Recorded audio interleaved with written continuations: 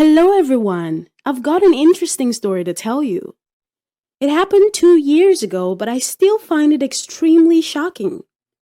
First, my name is Mather, and these are my parents, fighting as usual.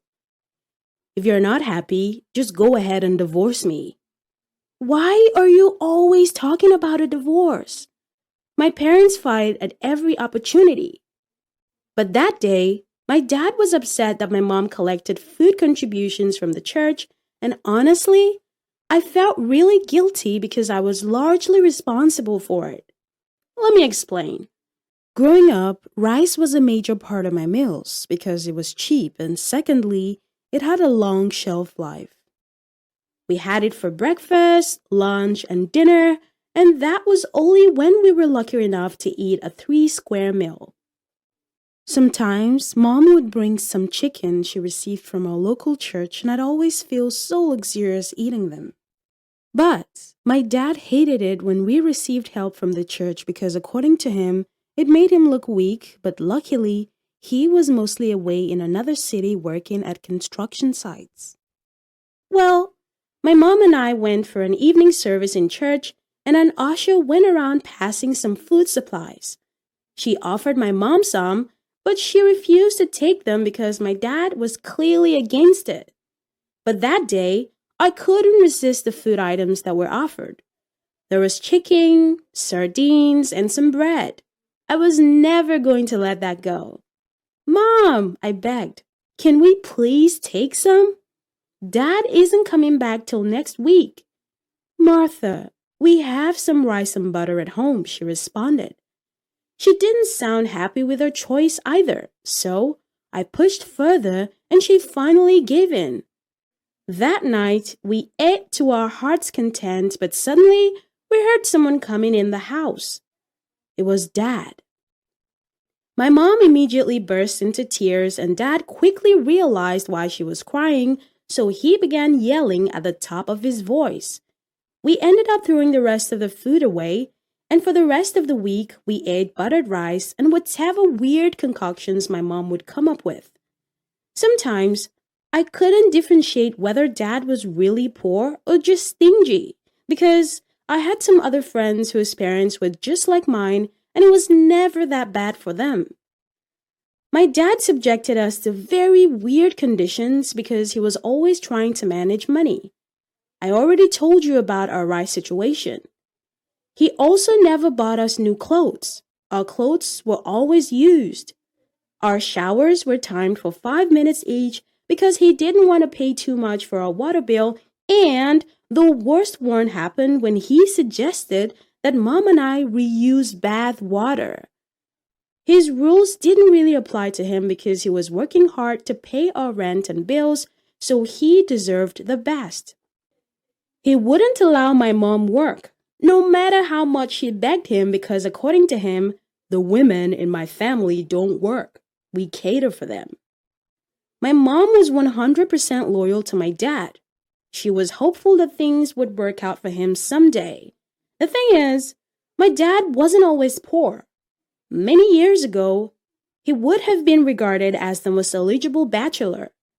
He was the son of a billionaire and the only heir to his fortune. My mom was the gardener's daughter, and she was one of the million ladies dying to marry my dad. So, when he approached her for a relationship, she quickly accepted because in her head, she had fantasized marrying him. One thing led to another, and my mom got pregnant for him, but Dad didn't want the baby. Her father, Grandpa James, found out about her pregnancy and reported it to my dad's father, Grandpa Alex. Mom said Grandpa Alex was really kind to her and insisted Dad marry my mom, but he refused. But suddenly, he flipped like a switch and asked my mom to marry him. I guess he finally realized we were soulmates, my mom would say. 2 years later, Grandpa Alex passed away and my dad started facing some issues with the business. Soon, he ran into debt and the company was bought by an international company. He tried his hands on some other businesses, but it was always a flop. In a year, he had sold off his assets, trying to keep up with the several debts he owed. The following year, he relocated with my mom and I because he was too ashamed to remain in the city. So, this is how we ended up living in such poor conditions. Moving on. I was chosen to represent my school for a debate competition in my country's capital, and I couldn't wait to tell my mom about it. Besides the opportunity to travel, there was a cash prize promised to the winning team, and I knew the money would be useful to my family. As expected, my mom was excited. She went away to call my dad to tell him the good news, but she returned with a sad face. "Your dad says you shouldn't leave the house." I was furious. No matter what I said, my mom refused to listen to me, so I decided to take matters into my own hands. I faked her signature on the permission slip and submitted it to my school.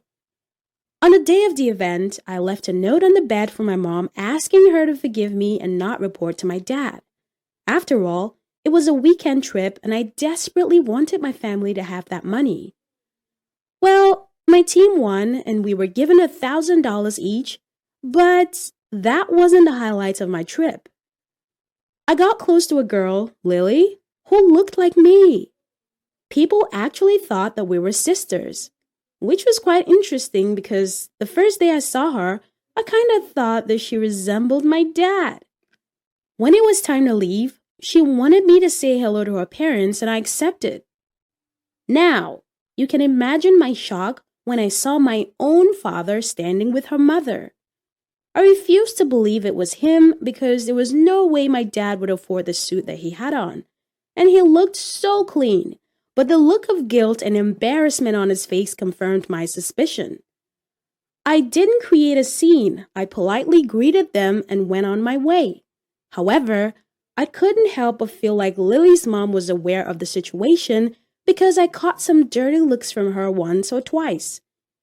When I got home, I told my mom everything that happened, and she couldn't make sense of any of it. We both couldn't believe my dad was living a good life with another family somewhere in another city. For several months, my dad didn't reach out to us, although my mom kept trying to call him. I also tried to call Lily on the number that she gave me with several phone lines, but every time she heard my voice, the line went dead. Finally, my mom texted my dad to say that she wanted a divorce, but he gave a shocking response. "I'm going to be really honest with you, Sandra. I'm tired of playing games. It's my dad's fault. I never wanted to marry you." "What do you mean, Daniel?" My dad revealed that Grandpa Alex wrote his will to favor my mom because he wasn't sure my dad would take care of her. "My dad said if you wanted a divorce, I must give you a convenient salary every month because of our daughter." Why am I just finding out about this? I was able to convince the lawyer that you'd take advantage of it because he is a greedy man. I gave him $1 million to shut up. Okay, but we lost the inheritance. So why are you bringing this up? I'm not done explaining, Sandra. My dad said if I chose to divorce you, then I'd have to give you half of my inheritance. What I'm trying to say is that we never lost the inheritance. I was never bankrupt and the company was never sold to an international buyer. Wait, why would you lie about that? Because you ruined my life. You purposely got pregnant so I'd marry you. You're a gold digger. I'm a gold digger? I've been with you for more than 10 years, even when I thought you didn't have a dime. That's because you're obsessed with me, and who would want a single mother like you? Wow. It all makes sense now. You've been mad at me and my daughter for years. Daniel, I would have given you the inheritance if I knew you hated me this much. Yeah, right. Anyways, I want to make a deal. I'm not interested, Daniel. I just want a divorce. I won't give you half of my inheritance. However, I can give you $10 million, then you can disappear for all I care. Thank you, Daniel. But I don't want anything from you.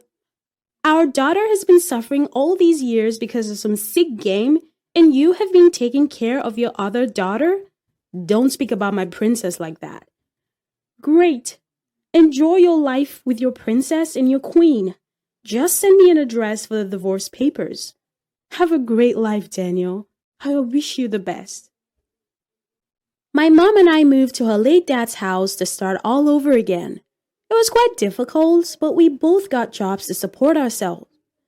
Eventually, she got a job as a ghostwriter. I always thought that she was a fantastic writer, so I was glad that she got that opportunity. Months later, she found the courage to start her own blog. It was a food blog themed on 1,000 ways to enjoy rice, which I thought was really funny, but it turned out to be a hit. Aside from rice, she would also drop other food recipes. Her blog attracts hundreds of thousands of visitors monthly, which equates to a lot of money. Life became better, and slowly we stopped talking about my dad and the terrible things he made us pass through. On the day my mom finalized the divorce with him, she heard him and his lawyer talking about a huge lawsuit and how he was almost bankrupt. I guess the life he has been pretending to live for 14 years found a way to become his reality.